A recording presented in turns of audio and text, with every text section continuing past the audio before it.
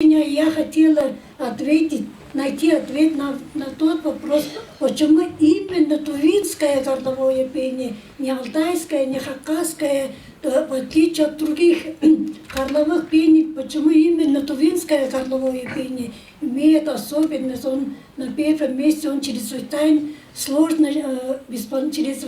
сложно в исполнении именно тувинского горлового пения. Какова нагрузка, физиологические особенности, акустические особенности вам расскажет Мадрол Алдунгерелович и результаты нашей работы. Голосовой аппарат включает 4 основные части. Энергетическая часть – это трахеи, легкие, мышцы грудной клетки. Исполнители не поют, а в точности воспроизводят все звуки природы. Завывание ветра, стон бури, журчание реки подражает голосам птиц, животных, ржанию лошадей. Следовательно, горловое пение хуюмей – это один из разновидностей имитации, подражание различных звуков окружающей природы, развитое мастерами исполнения народного искусства в виде бинарной фонации. Это вот с медицинской точки зрения, это 2 звука, это бинарная фонация. Также до многоголосной, с различными стилями, субстилями, а начиная с 90-х годов 20-го столетия, развитое до профессионального искусства. Все мы знаем, что до недавнего времени такой профессии не было. Профессия, она признана лет 5 только назад, поэтому она стала профессиональным видом искусства в настоящее время. Хотя горловое пение считается видом искусства, характерным для народов Саяно-Алтайского региона, то есть у монголов, алтайцев, хакасов, шорцев, башкирцев и других, но исследователи все одногласно отмечают различия в вокальной технике исполнения. В 1975 году по инициативе тоже Международного центра Хуюмей под руководством, по инициативе Зои Кыргызовны проводилась научно-исследовательская работа на Сибирской вокальной кафедре Государственной консерватории Чернов-Маслов. Проводили работы физиология механизма звукообразования при двуголосном горловом именно тувинском пении. И вот они обнаружили, что анатомическое строение гортани у тувинских певцов такое же, как у всех народов, как у русских, алтайцев, шорцев, все одинаковые, никаких отклонений в анатомическом строении гортани исполнителя горлового пения нет. Он одинаковый для всех. Но у исполнителя горлового пения появляется неизвестное ранее свойство гортани. У них свойство, особенность гортани, что они могут извлекать звуки с высотой до 2-4 тысяч Гц.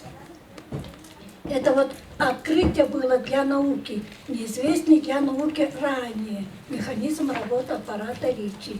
До этого такого в литературе писали, что ложные голосовые, когда я училась в институте, мне преподавали, что ложные голосовые связки в участии голоса не участвуют, в формировании голоса не участвуют. Вот теперь открыли, что ложные голосовые связки тоже. То есть вестибулярные складки – это ложные голосовые связки. Они образуют отверстие диаметром 1–1,5 миллиметра. То есть при обычном пении только одно сужение. Когда я разговариваю или кто-то поет обычном пении, при обычном пении он образуется только истинными голосовыми связками. Там образуется такая щель. Когда человек поет, образуется щель диаметром 1,5–2 сантиметра, и через эту щель человек одна только щель. А у исполнителя горлового пения первое сужение, нижнее, истинные голосовые связки, как у людей, которые обычно поют. И потом у них образуется второе голосовое сужение сверху. Второе голосовое сужение, которое образовано ложными голосовыми связками. И это сужение очень узкое. Посмотрите, 1–1,5 миллиметра. Через это сужение исполнитель горлового пения выдыхает весь воздух, который он вдохнул в легкие.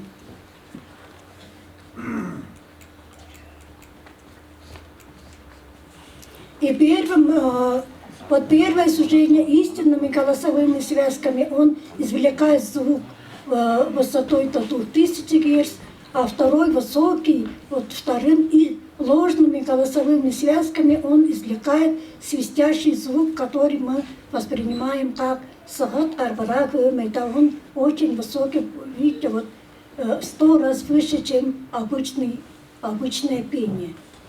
И вот это вот этот звук, он извлекается вот это через маленькое отверстие. И поэтому вот считают, что он имеет флейтовый свистящий характер. Сагат, язык устремлен в верхнее переднее направление, прижат к корням верхних зубов. Вы вот исполнители, вы, наверное, замечаете, что так, да? А при исполнении каргара они пишут, что вот сняли фильм, что при исполнении каргара язык расположен глубоко, сокращен корням языка, образуя при этом форму полусферы. То есть каждый стиль имеет своеобразный, полость рта имеет своеобразную форму в каждом стиле. И вот у меня такое мнение, что когда вы стиль описываете, не только вот с точки зрения исполнителей, музыкантов, да, и каждый стиль должен быть описан тоже с физиологической точки зрения. Стиль сагат, язык какой, что участвует, стиль каргара, что участвует. Если вы 5 стилей опишите с физиологической точки зрения по-разному, это будет по-научному. И также вот физики же определили каждый стиль, какой имеет герц, пение, текст формировать не могут. Потому что говорит, голос формируется истинными голосовыми связками. Истинные голосовые связки, когда вы исполняете горловое пение, он остается нижними, да, внизу, а сверху закрывает вот это маленькое отверстие 1 мм ложно-голосовых связок. Поэтому, когда закрыты ложно-голосовые связки диаметром 1 мм, вы не можете работать с истинными голосовыми связками, поэтому вы говорить не можете. И потом язык у вас участвует в формировании вот этого пения. Язык же у вас исполняет всякие манеры картания или вот. Поэтому, когда язык не участвует в формировании речи, поэтому вы, вот исполнители, говорить обычные песни петь не могут. И вот автор утверждает, что свистковую природу еще подтверждает то, что при обычном пении, если человек поет, поднести пламя свечи, поднесенное к рту на 20 сантиметров, не гаснет. Вы можете сами проверить это экспериментально, да? Когда поете, свеча не гаснет. А когда исполняют горловое пение, струя под действием струи воздуха, свеча сразу угасает. Можно проверить. Это подтверждает, что человек вдыхает воздух из этой большой струи воздуха. Ну вот, это вот под автором дало внимание обратить на дыхательный аппарат человека, исполнителя горлового пения. Но при обычном дыхании человек дышит 16 раз в минуту. Дыхание, вдох и выдох, соотношение вдоха и выдоха равно 1 к 1 или 1 к 2. А когда человек поет или говорит, дыхание становится частым и вдох удлиняется. За 1 минуту, а выдыхает за 1 секунду, а выдыхает за 30 секунд, да? Или за 60 секунд. Некоторые исполнители, они выдыхают, поют, исполняют горловое пение в течение 60-120 секунд. Ну, 2 минуты, 80 секунд, да? То есть в норме, если соотношение 1 к 1, 1 к 2, у вас нарушается, ритмичность дыхания нарушается, и дыхание, вдох 1 секунда, выдох 60 или 80 секунд.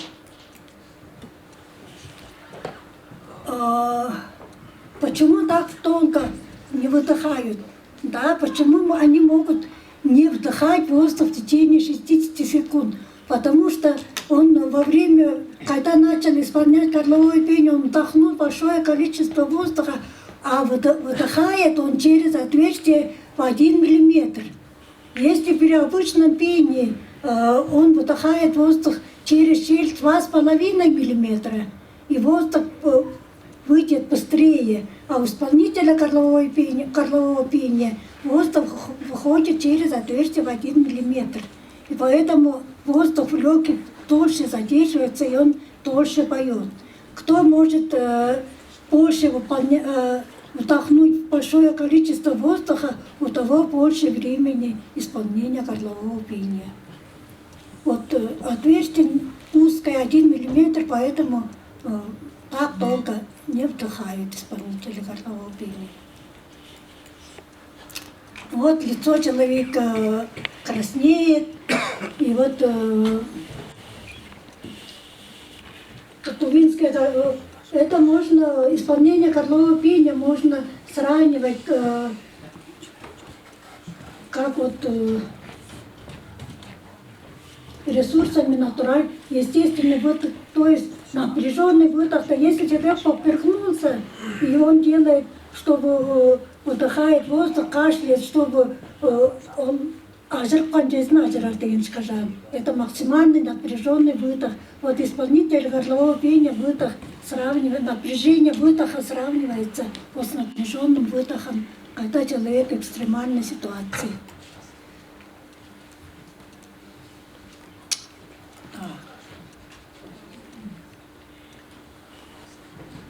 Вот эти работы проводили в Нью-Йорке, в госпитале имени Рузвельта и в Японии.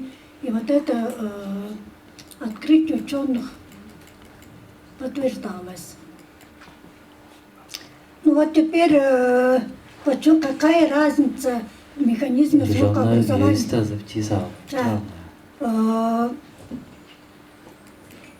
Башкирское горловое пение, он двуголосный. Двуголосным считается только тувинское горловое пение и башкирское горловое пение. Но башкирское горловое пение отверстие 3-4 мм, то есть в 2 раза больше, в отличие от тувинского горлового пения.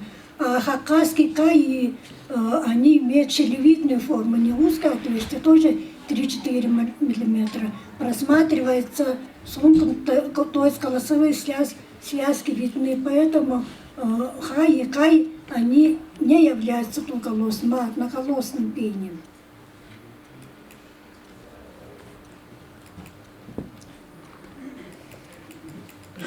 Воздух и момент выдоха, грудная клетка, диафрагма остается в состоянии вдоха. То есть, когда обычно человек выдыхает, он вдохнул и выдыхает, мышцы расслабляются. А у исполнителя горлового пения мышцы сразу не расслабляются, они остаются в момент вдоха, пока он весь воздух, всю песню не исполнит, и расслабляется только через 60 секунд, когда он закончил горловое пение. То есть это вот напряжение дыхательной мускулатуры. И подача звука жесткая атака. То есть вначале он гладкую мускулатуру смыкает, поет, и закончит петь только после этого он размыкает. То есть это напряжение гортанной мускулатуры. Но акустические особенности вам расскажут.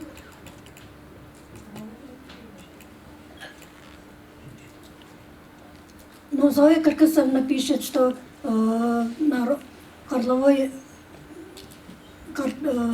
артист горлового пения, он свой организм использует как инструмент. Но частота артериального давления, то есть больных людей, которые встречались с повышенным артериальным давлением среди ваших артистов, профессиональных исполнителей, из 100 человек 46 человек страдает артериальной гипертонией. Если Чабанов проверяли, вот я молодая была, лет 5 подряд выезжали все Чабанов, может быть, тоже помните. Вот это проводилась научно-исследовательская работа под руководством ученых Томска. Вот 5 лет проверяли и сделали вывод, что 30% только из 100 человек 30,8 чабанов страдают артериальной гипертонией, а у вас среди профессиональных исполнителей 46 человек.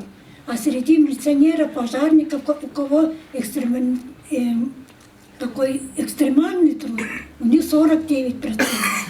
Работники газовой промышленности, железнодорожники же ведь тоже люди, тяжелая работа, тяжелый физический труд. У них вот сравнивается, поэтому что напрашивается, то что ваша профессия имеет льготность.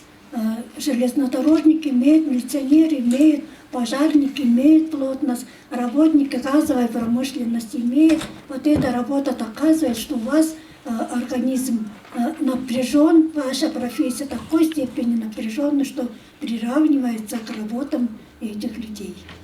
Следователь, он равен 30, то есть из 100 людей болеет 30 человек, да? А у профессиональных исполнителей из 100 человек больны артериальной гипертонией 46,8%. Это равносильно, например, работникам газовой промышленности, железнодорожников и тувинсков. Вот в Туве проводили работу работникам силовых структур МВД, гаишники, пожарники. У них частота артериального давления 49. А у обычных людей вот 30. В Российской Федерации артериальное давление проверяли, мониторинг артериального давления, там 30,8. Поэтому частота артериального давления у артистов горлового пения выше, чем у других людей, по сравнению с другими специальностями. Также гипертрофия левого желудочка, который характеризует нагрузку сердца вследствие повышенного артериального давления, более чаще встречается у исполнителя горлового пения. Во время исполнения горлового пения отмечается снижение газового состава крови. Так. Пульс оксиметрии мы проверяли до исполнения горлового пения, момент исполнения горлового пения. Вот так вот момент исполнения горлового пения кислород в крови снижается. И он восстанавливается вот до исполнения, вот такое после исполнения снижается, и через 3 минуты он до нормы еще не переходит.